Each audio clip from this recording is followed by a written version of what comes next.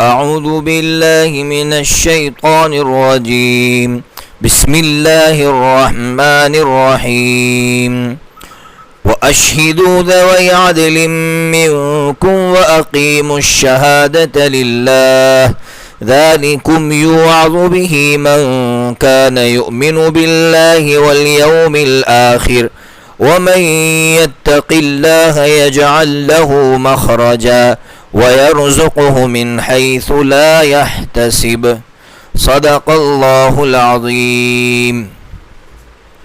سورۃ الطلاق چل رہی ہے۔ اس سورت کے اندر اللہ تبارک و تعالی نے بڑی پیاری باتیں بیان فرمائی تھی۔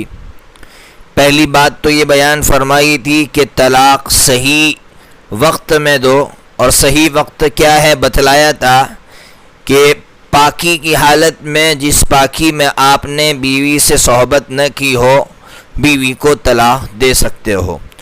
دوسری بات اللہ نے یہ فرمائی تھی کہ عدت گزارنے کا اہتمام کرو، عدت کو سرسری نہ سمجھو۔ تیسری بات یہ بیان فرمائی تھی کہ عورت کو شوہر کے گھر سے جو ہے عدت کے زمانے میں آپ نہیں نکال سکتے، اور نہ عورت خود نکل سکتی ہے، یعنی عورت کو شوہر ہی کے گھر میں عدت گزارنی ہے، چاہے ایک طلاق دی ہو، 2 طلاق دی ہو، یا 3 طلاقیں دی ہو۔ اور پھر آگے اللہ تبارک و تعالی نے بڑی پیاری بات بیان فرمائی تھی کہ عدت سے پہلے تم سارے غصے کو ختم کر کے سنجیدگی کے ساتھ سوچو کہ مجھے اس کو بیوی بنا کر رکھنا ہے، اگر رکھنا ہے تو اچھے طریقے سے رکھو، اور اگر چھوڑنے کا ارادہ ہے تو پھر ہدیہ دے کر چھوڑو۔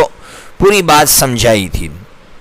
اب آج کے سبق میں اللہ تبارک و تعالی نے ایک اور بات بیان یہ فرمائی ہے کہ عدت کے بعد، اگر عدت سے پہلے، عدت گزرنے سے پہلے آپ یہ چاہتے ہیں کہ میں اس کو بیوی بنا کر رکھوں، اگر آپ نے 1 یا 2 طلاق دی ہے، آپ کو مسئلہ بتلا دیا تھا کہ 1 یا 2 طلاق صاف لفظوں میں دی ہو، یعنی یہ کہا ہو کہ میں تم کو طلاق دیتا ہوں، میں تم کو طلاق دیتا ہوں، اس طرح 1 یا 2 طلاق دی ہو تو اس کو واپس بیوی بنانے کا حق ہوتا ہے، نکاح کی ضرورت نہیں ہوتی۔ تو اب عدت سے پہلے اگر اس کو بیوی بنانا چاہتا ہے تو اس کو چاہیے کہ وہ جو ہے 2 عادل مردوں کو گواہ بنا دے۔ کیوں؟ کیا فائدہ ہوگا؟ فائدہ یہ ہوگا کہ کل عورت انکار نہ کر دے، یہ نہ کہہ بیٹھے کہ نہیں مجھ سے کوئی رجوع کیا نہیں، مجھ کو کوئی بیوی بنایا نہیں ہے، وہ انکار کرے تو 2 گواہ جو ہیں وہ گواہی دے سکتے کہ نہیں اس کے شوہر نے اس سے رجوع کر لیا تھا۔ اور اگر اس کا مقصد یہ تھا کہ بھئی مجھے اس کو بیوی بنا کر رکھنا نہیں ہے، مجھے اس کو چھوڑ دینا ہے، تب بھی وہ 2 عادل مردوں کو گواہ بنا دے۔ کیوں؟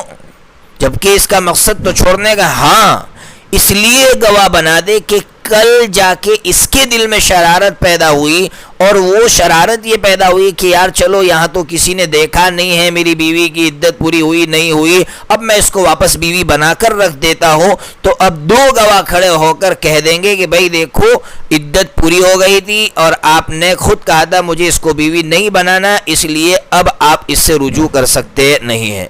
تو دونوں صورتوں میں فائدہ ہے۔ پہلی صورت میں عورت انکار کرے گی تو پکڑی جائے گی، دوسری صورت میں خود مرد اگر شرارت کرے گا تو پکڑا جائے گا۔ تو بہرحال اس سے اسلام نے کہا، لیکن یاد رکھیے یہ جو گواہ بنانا ہے یہ واجب یا فرض نہیں ہے، مستحب ہے، بہتر ہے اگر آپ گواہ بنا لیں گے تو یہ فائدہ ہوگا۔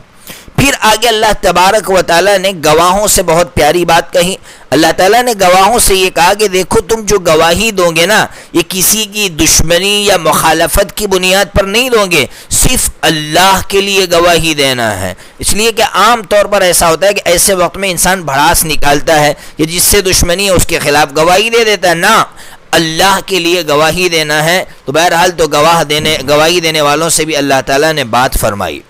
اب درمیان میں اللہ تعالیٰ نے جو باتیں کہی وہ بعد میں سمجھاتا ہوں۔ اب اور آگے اللہ تعالیٰ نے جو احکامات بیان فرمائے، جو مسائل بیان فرمائے، وہ بیان یہ فرمائے کہ اگر کسی عورت کو طلاق دی جاوے تو وہ عدت کتنی گزارے. تو وہ میں نے آپ کو بتلا دیا تھا، پھر بھی واپس دہرا دیتا ہوں. اگر اس عورت کو حیض آتا ہے اور اس کو طلاق دی ہے تو اس کی عدت 3 حیض ہیں. اور اگر اس کو حیض نہیں آتا ہے، جیسے چھوٹی بچی ہے اس کو حیض نہیں آتا ہے، اس کو طلاق دے دی ہے، یا یہ کہ بڑی عمر کی عورت ہو گئی ہے اس کو حیض نہیں آ رہا ہے اور اس کو طلاق دے دی ہے، تو اس کو 3 مہینہ عدت گزارنا ہے. اور اگر جس عورت کو طلاق دی ہے وہ حمل والی ہے، وہ پریگننس ہے، اس کے پیٹ میں بچہ ہے، تو اس کی عدت کیا ہوگی؟ اس کی عدت بچہ جننا ہے. جیسے ہی بچہ جنے گی اس کی عدت پوری ہو گئی. مثال کے طور پر شوہر نے آج طلاق دی اور کل بچہ پیدا ہو گیا تو اس کی عدت مکمل ہو جائے گی، اس کو عدت لمبے طور پر گزارنے کی ضرورت نہیں ہے.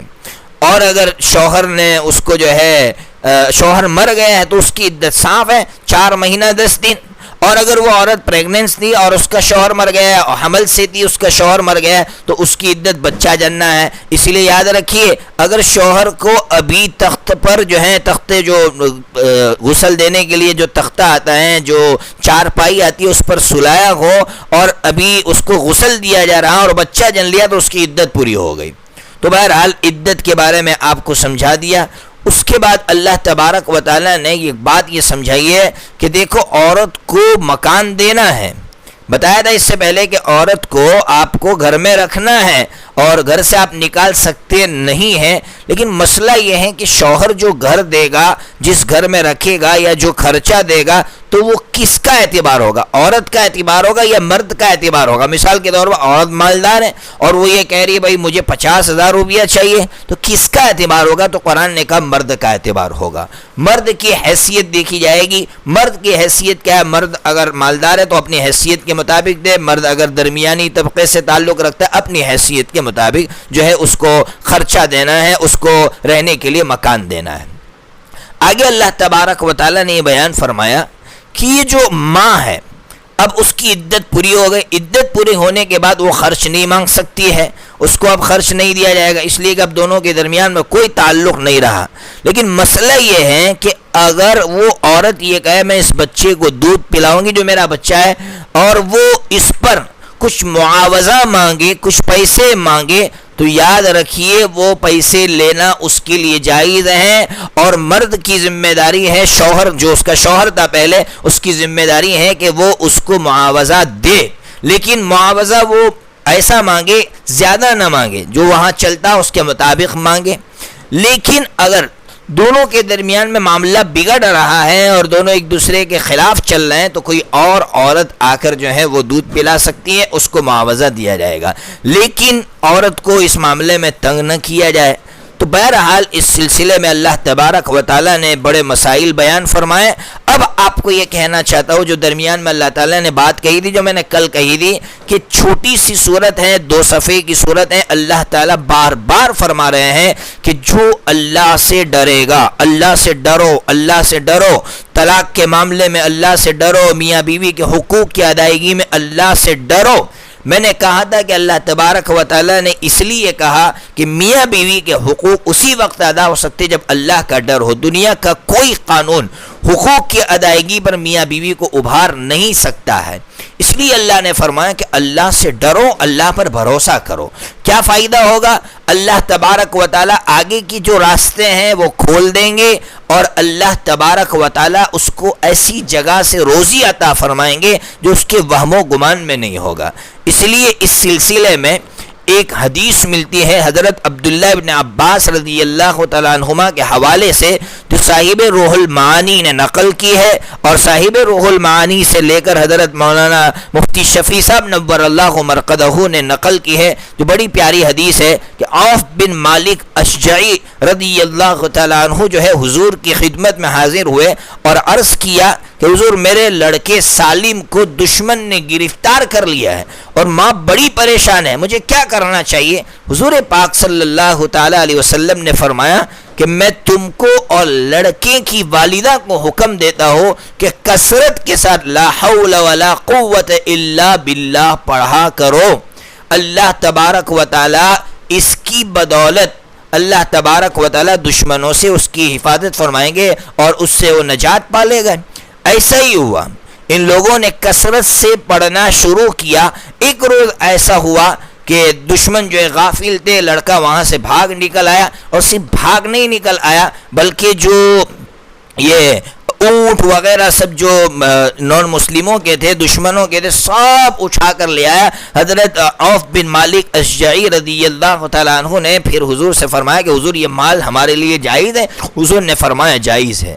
دیکھیے اس سے سمجھ میں آتا ہے کہ اللہ سے ڈرنے پر اللہ تبارک و تعالی بہت کچھ عطا فرماتے ہیں, اس لیے ہمیں اللہ سے ڈرنا چاہیے اور اللہ پر بھروسہ کرنا چاہیے. اب آگے جو بات اللہ تعالیٰ نے سمجھائی ہے وہ یہ سمجھائیے کہ اللہ تعالیٰ یہ کہنا چاہتے ہیں کہ تم سے پہلے بہت سے لوگ آئے, لیکن انہوں نے اللہ رب العزت کے حکم کی اور اللہ کے رسول کی نافرمانی کی, تو اللہ تبارک و تعالیٰ نے دنیا میں ان کا کڑا حساب لیا, اللہ نے سخت سے سخت سزا دی. اللہ تعالیٰ یہ سمجھانا چاہتے ہیں کہ دیکھو یہ طلاق, یہ نکاح, یہ میرا حکم ہے, یہ کوئی معمولی چیز نہیں ہے. اس معاملے میں اگر تم نافرمانی کرو گے, اگر شوہر بیوی پر ظلم کرے گا یا بیوی شوہر پر ظلم کرے گی, تو اللہ فرماتے کہ میں تمہاری بھی پکڑ کروں گا. جس طرح پچھلی قوموں کو میں نے پیس کر رکھ دیا, تہس نہس کر دیا, اس طرح میں تم کو بھی تہس نہس کر دوں گا, تمہاری زندگیاں بھی تباہ و برباد ہو جائے گی. اس لیے اللہ فرماتے ہیں فاتقوا اللہ یا اولی الالباب, اللہ نے عقل دی ہے اس لیے عقل مندو اللہ سے ڈرو, اللہ سے ڈرو. اللہ تعالیٰ نے قرآن مجید تمہیں دیا ہے, اس قرآن مجید کے مطابق زندگی گزارو. اللہ نے رسول اتارا, جس رسول نے تمہیں قرآن مجید سمجھایا وہ تمہیں تاریکیوں سے نور کی طرف نکالنا چاہتا تھا, اس لیے تم تاریکیوں سے نور کی طرف آؤ. اللہ پر ایمان لاؤ گے, عمل صالح کرو گے, اللہ تبارک و تعالیٰ تمہیں ایسی جنت عطا فرمائیں گے جس کے نیچے سے نہریں جاری ہیں, جس میں ہمیشہ رہنا ہوگا, اور اس میں اللہ تبارک و تعالیٰ نے من پسند کی روزی رکھی ہے. اللہ فرماتے تم میرے حکم کو کیا سمجھتے ہو, میں کتنا بڑا طاقتور ہوں تم جانتے ہو؟ میں نے 7 آسمان پیدا کیے اور 7 زمینیں بنائی ہیں, اور 7 آسمانوں میں 7 زمینوں میں میرا آرڈر چلتا ہے. اس لیے تم سمجھو کہ میں عاجز اور بے بس نہیں ہوں, میں ہر چیز پر قادر ہوں, مجھے ہر چیز کا علم ہے. اس لیے تم گھروں میں بیٹھ کر, بند کمروں میں بیٹھ کر اگر کسی عورت پر ظلم کر رہے ہو, کسی بچی پر ظلم کر رہے ہو, یا عورت اپنے شوہر پر ظلم کر رہی ہے, تو وہ یہ نہ بھولے کہ اللہ تبارک و تعالی ہر چیز پر قادر ہے. اللہ تبارک و تعالی جو اللہ کی جو قدرت ہے اس کا استحضار عطا فرما کر میاں بیوی کو دونوں کے حقوق ادا کرنے کی توفیق عطا فرمائے. وآخر دعوانا الحمدللہ رب العالمین.